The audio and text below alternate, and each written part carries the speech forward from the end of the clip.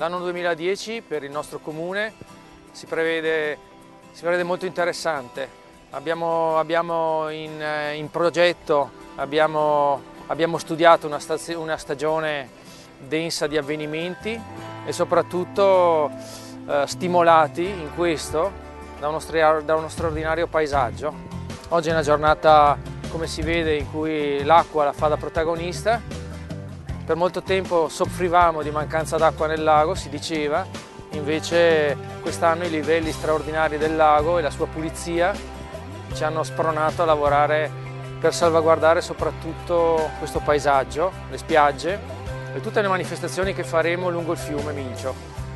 A distanza di molti anni, 5 anni di lavoro, ci hanno portato nel mese di aprile a sottoscrivere finalmente con il Ministero delle Finanze, il Ministero dell'Economia e con l'Agenzia del Demanio un importante atto ufficiale, atto di protocollo di indirizzo per la valorizzazione delle mura storiche e dei beni storici monumentali di Peschiera del Garda. La firma di questo atto finalmente potrà mettere sul mercato tutti quei monumenti di proprietà dello Stato da molto tempo chiusi. Sto parlando dell'ex carcere militare,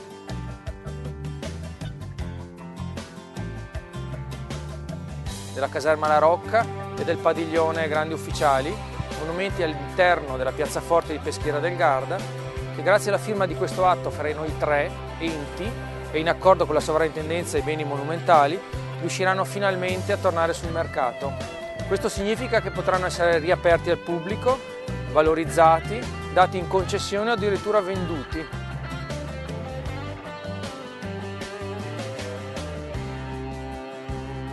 La stagione turistica nel 2010 sarà caratterizzata anche e soprattutto, posso dire, dall'anniversario dei 500 anni di apparizione della Madonna in località Frassino.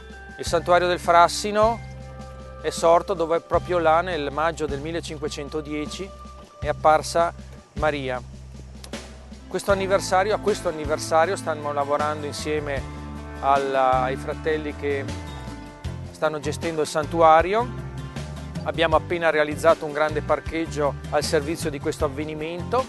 Ci saranno grandi manifestazioni che culmineranno nel maggio del 2010 nella celebrazione l'11 di maggio di una messa in ricordo di questo straordinario fatto di fede.